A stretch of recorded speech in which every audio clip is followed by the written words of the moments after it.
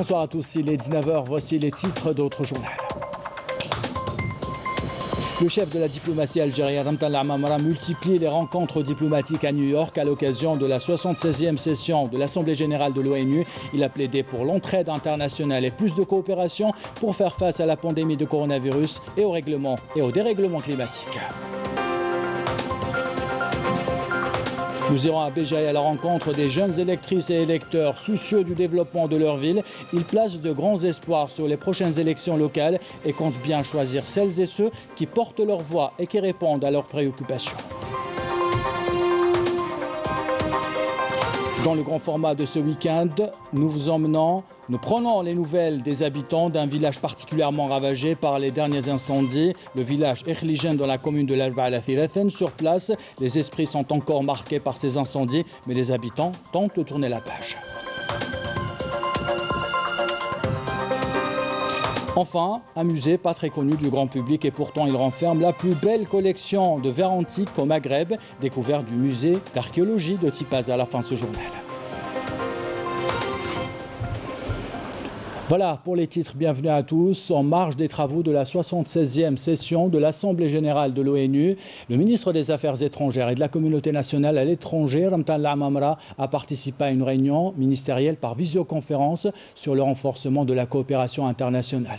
Lamamra a insisté sur l'entraide internationale et la coopération afin de faire face aux défis de l'heure, en priorité les conséquences de la pandémie mondiale de coronavirus et le dérèglement climatique. Le ministre des Affaires étrangères a appelé la communauté internationale à jeter les bases d'un nouveau multilatéralisme fondé sur une gouvernance mondiale concertée et inclusive pour faire face à la pandémie du Covid-19. Je vous propose de l'écouter. Under the leadership of President Abdelmajid Tebboune, Algeria reiterates its long-standing position. Sous l'égide du président de la République Abdelmajid Tebboune, l'Algérie réitère sa position concernant l'universalité, l'interdépendance et l'indivisibilité de tous les droits de l'homme, y compris le droit au développement. Nos efforts collectifs pour inclure le respect des droits de l'homme en tant que composante de nos politiques de relance économique devraient constituer une opportunité pour promouvoir et protéger les droits économiques et sociaux, en mettant l'accent particulièrement sur les droits à la santé, à l'éducation, à l'alimentation et un logement convenable. L'égalité des sexes et l'autonomisation des femmes devraient constituer un élément essentiel de cet agenda. Les conséquences de la pandémie auraient pu être moins dommageables si les droits économiques, sociaux et culturels, en particulier le droit à l'accès à la santé, avaient reçu le même traitement que les droits civils et politiques. Economic, social and cultural rights, especially the right to health, were given the same importance and priority. Et le chef de la diplomatie algérienne a également rencontré le secrétaire exécutif de la commission préparatoire de l'organisation du traité d'interdiction complété des essais nucléaires, Robert Floyd. Il a réaffirmé l'engagement de l'Algérie à soutenir ces efforts qui visent à atteindre les objectifs du traité d'interdiction globale des essais nucléaires. On écoute le ministre des Affaires étrangères et de la communauté nationale à l'étranger.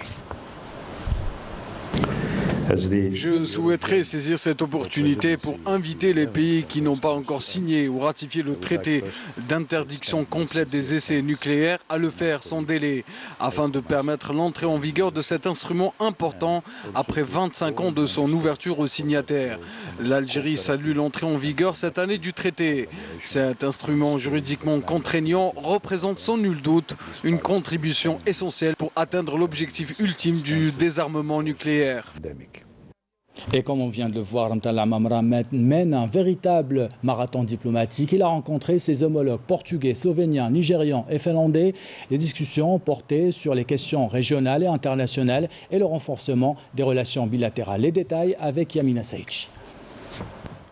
Le ministre des Affaires étrangères et de la communauté nationale à l'étranger, Ramtan Lamamra, a eu un entretien approfondi avec le président actuel de l'Assemblée générale des Nations unies, Abdullah Chahid. Une occasion de passer en revue le programme et les questions phares inscrites à l'ordre du jour de la 76e session de l'Assemblée générale des Nations unies, notamment en ce qui concerne la paix, la sécurité et le développement durable. Lamamra a évoqué les voies et moyens à même de permettre la réalisation rapide des objectifs tracés et des priorités établies. Le ministre des Affaires étrangères s'est entretenu avec le secrétaire exécutif de la commission préparatoire de l'organisation du traité d'interdiction complète des essais nucléaires, Robert Floyd. La Mamra a réaffirmé l'engagement de l'Algérie à soutenir les efforts visant à atteindre les objectifs du traité. Lors de sa rencontre avec son homologue finlandais, Pekka Haavisto, le chef de la diplomatie algérienne a évoqué les voies et moyens de renforcer les relations de coopération bilatérale. Les deux ministres ont étudié les questions régionales et internationales d'intérêt commun. La Mamra a eu également un entretien approfondi avec son homologue nigérien Geoffrey Onyeama dans le cadre de la concertation et de la coordination autour des principales questions politiques posées au niveau de l'Union africaine et les derniers développements enregistrés dans la région sahélo-saharienne et au Maghreb. Avec son homologue slovène Ante Logar, les concertations ont porté sur les relations bilatérales et les voies de renforcer la coopération économique entre les deux pays. Les ministres ont également passé en revue nombre de questions régionales et internationales d'intérêt commun, notamment la promotion de la coopération entre l'Afrique et l'Europe. La Mamra s'est également entretenue avec son homologue portugais Augusto Santos Silva. Les deux parties ont mis en avant le niveau privilégié des relations historiques et de la coopération entre les deux pays.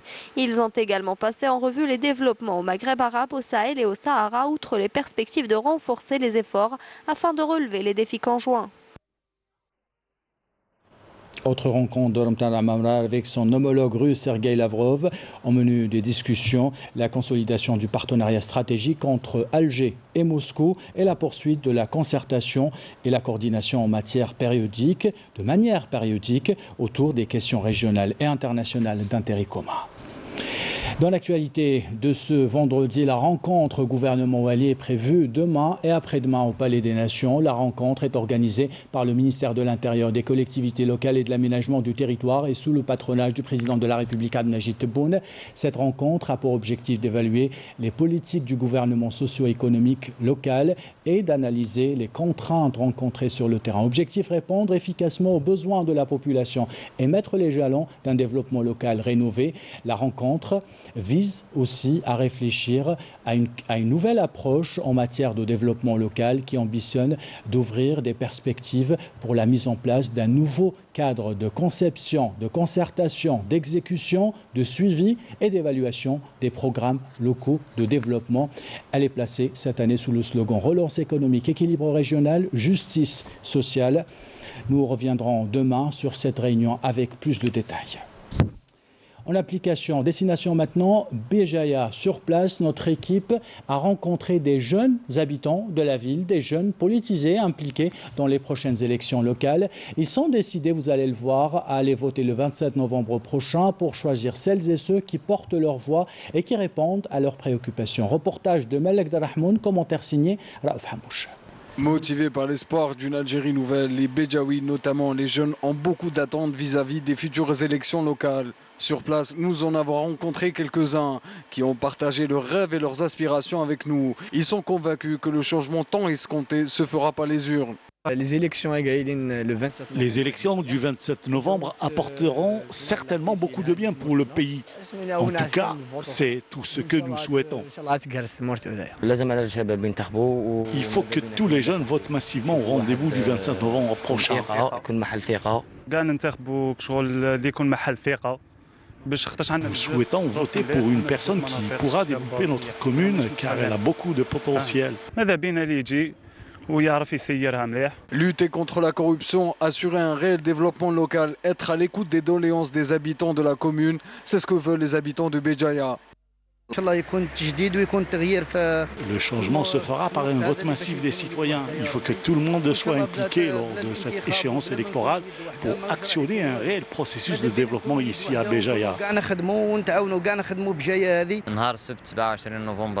Le samedi 27 novembre 2021, ça sera le jour des élections locales. C'est aussi un jour de fête pour tout le peuple algérien, notamment les habitants de Béjaïa. Nous sommes prêts à aller voter massivement. Le rendez-vous est donc pris pour beaucoup d'Algériens. Les prochaines élections locales seront un autre jalon dans l'édification de cette Algérie nouvelle. Cette information et ces images maintenant, l'application des engagements du président de la République Abdelmajid Tebboune sur la prise en charge totale des blessés suite aux incendies qui ont touché plusieurs wilayas du pays durant le mois de juillet dernier. 4 autres patients ont été transférés à bord d'un avion médicalisé à partir du centre hospitalier universitaire des Grands Brûlés de Douira. Ils sont accompagnés d'une équipe médicale et paramédicale algérienne.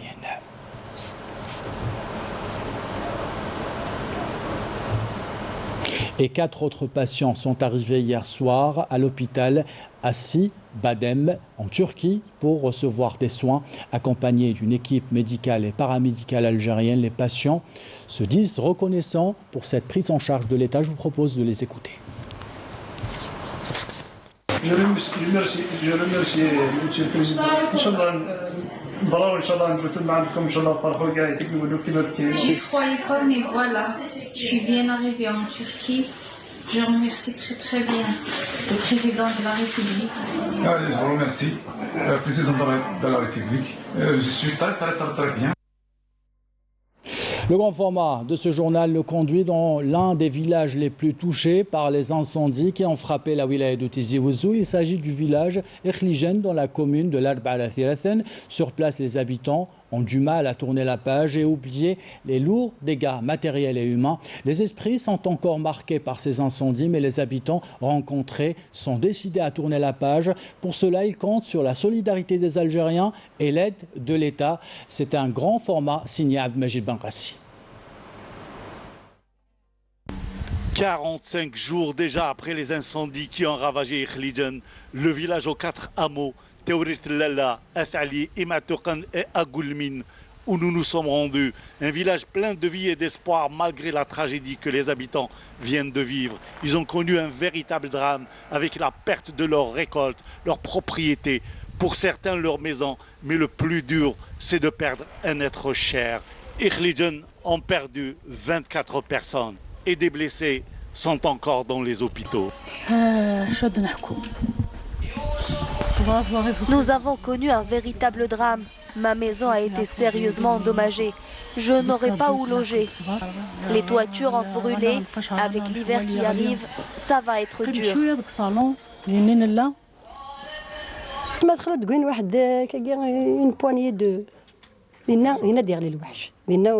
Je crains quand même l'état psychologique des surtout des Zrandalines qui sont j'étais la ville mais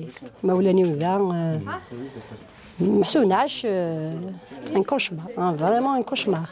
Bien ici, nous sommes à l'intérieur d'une maison pratiquement partiellement brûlée par les incendies. C'est à Goulmine. La famille qui habitait ici ne peut plus vivre ici finalement. Donc ils sont obligés de quitter les lieux. Regardez la toiture complètement calcinée, il n'y a plus de toit. Par ici, c'est la même chose. Donc tout est calciné. C'est carrément une famille qui a besoin d'être relogée ailleurs.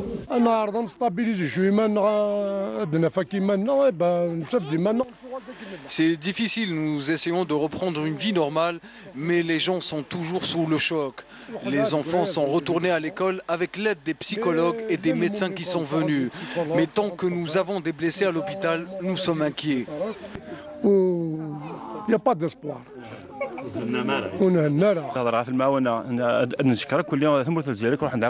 Nous tenons à remercier tous les Algériens de toutes les wilayas qui nous ont apporté leur aide. Je tiens à dire que nous sommes tous des Algériens sans aucune différence. Pour ce qui est des enfants, ils sont tous rentrés, même s'ils sont toujours sous le choc. Mais ils reprennent petit à petit. L'espoir est donc permis. Certains blessés sont revenus au village après avoir été pris en charge soit à Tizi Ouzou, soit à Alger. Ils sont contents de retrouver les leurs. Hospitalisé à 4 jours, je suis préposé à Bellois. Moi, j'ai passé 4 jours à l'hôpital de Bellois et voilà, je suis sorti sain et sauf. Mais nous avons encore des blessés à Douira et certains ont été évacués vers la Turquie.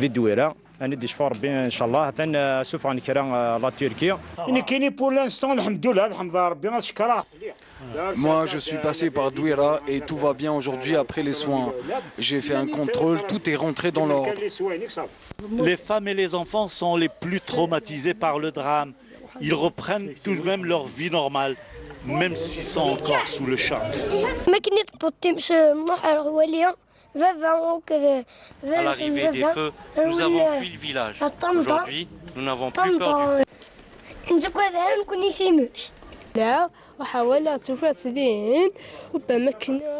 Nous avions eu peur en voyant le feu partout. Aujourd'hui, nous reprenons tout doucement. On a essayé de voir avec ces femmes qui sont juste derrière moi pour qu'elles nous donnent encore un petit témoignage. Elles ne peuvent pas le faire parce qu'elles sont encore sous le choc. Elles gardent un mauvais souvenir, surtout que le village a perdu 24 personnes, des voisins, même de la famille. Elles sont toujours sous le choc. Voilà pour ce reportage signé Abdelmajid Benkassi. On fait le point maintenant sur la situation sanitaire en Algérie. 166 nouveaux cas confirmés de coronavirus, 131 guérisons et 10 décès ont été enregistrés ces dernières 24 heures selon le ministère de la Santé. Et les questions dans ce journal de la rentrée scolaire, elle n'est pas pareille donc dans toutes les écoles et pour tous les élèves. On s'intéresse ce soir aux conditions d'apprentissage des malentendants. Cette qualité d'apprentissage est tributaire de la qualité des prothèses auditives. À Alger, ce sont des prothèses nouvelle génération qui améliorent le quotidien de ces jeunes. Commentaire de Yamina Seidji.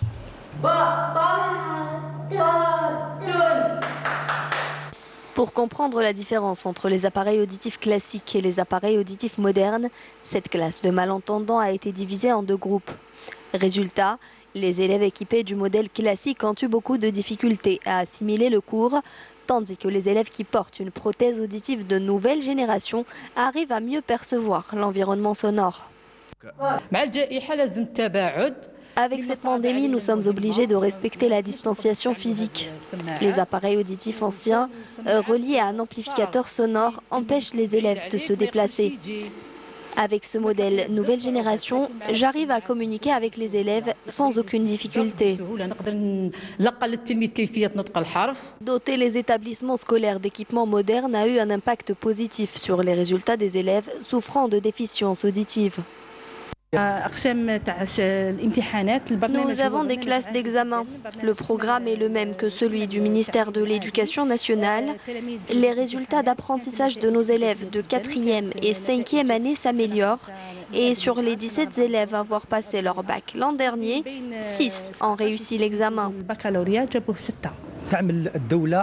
L'État veille à fournir tous les établissements éducatifs en matériel moderne de type LEF-M pour permettre à cette frange de la société de poursuivre leur scolarité dans les meilleures conditions.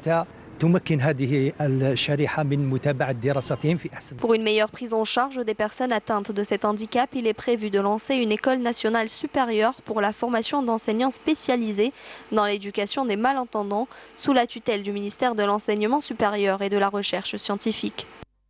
Et on vous parle dans ce journal de ces espaces qui poussent comme des champignons dans la capitale, les espaces de coworking, des bureaux avec plusieurs commodités comme le service de secrétariat, des salles de réunion qui sont louées à des start-up ou à des entreprises. Le but, diminuer les coûts de location et permettre à des petites entreprises d'avoir une domiciliation et un espace de travail pour recevoir des clients. Reportage à Alger signé Jessia Payou. Les espaces de coworking sont devenus en Algérie un lieu de prédilection pour tous les jeunes porteurs de projets, les entrepreneurs et même les associations. Lancés depuis 5 ans, ces espaces ont connu avec le temps une grande affluence. Aujourd'hui, l'on dénombre plus d'une dizaine à l'échelle nationale.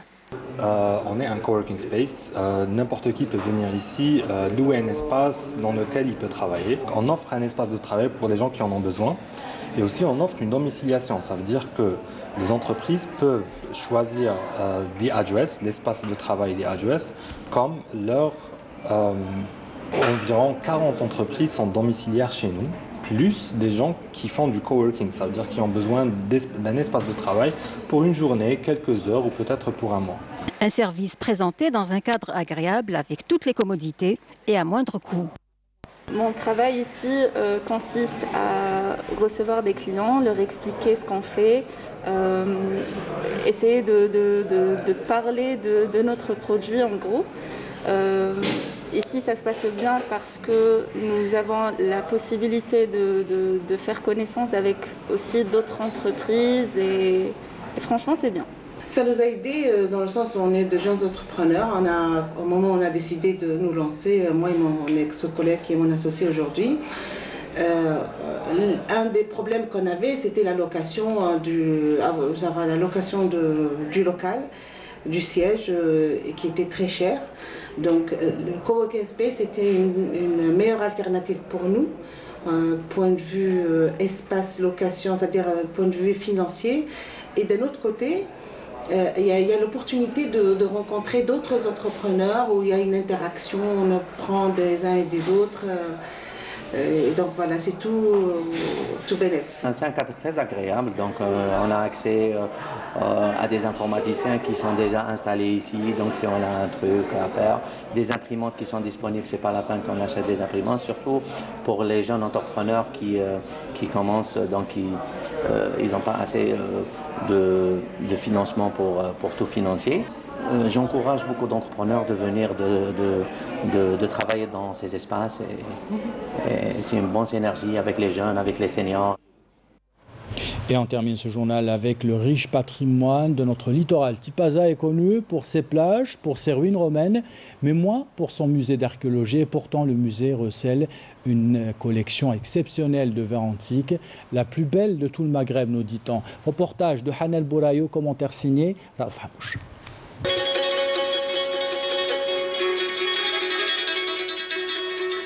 L'emplacement est majestueux. Situé dans l'ancienne ville de Mauritanie, nous sommes au cœur du musée archéologique national de la ville de Tipaza.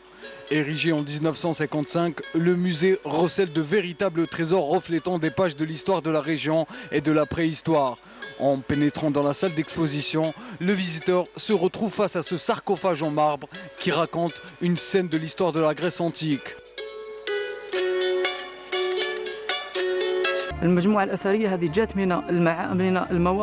Tous les objets exposés ici proviennent des fouilles effectuées sur les deux principaux sites de la ville. L'un est situé à l'est, autour de la basilique, l'autre à l'ouest, contenant les principaux vestiges relatifs à la vie civile et religieuse de cette époque. Ce musée laisse le visiteur admiratif devant la diversité et la beauté des pièces et objets exposés, notamment l'exceptionnelle collection de verres antiques qui figure parmi les plus belles de tout le Maghreb. À l'époque, les Phéniciens venus de Carthage se sont établis à Tipaza au 5e siècle avant Jésus-Christ pour ensuite fonder plusieurs comptoirs commerciaux. Nous avons pu retracer la vie quotidienne de cette civilisation grâce aux objets et pièces retrouvées lors des fouilles. Un musée témoin d'une époque et d'une civilisation qui a marqué l'histoire de la Méditerranée et qui vaut véritablement le détour. Ainsi va l'actualité, c'est la fin de ce journal. L'équipe de la rédaction qui l'a préparé, l'équipe technique qui l'a réalisé, vous remercie de l'avoir suivi. Merci pour votre fidélité. Belle soirée.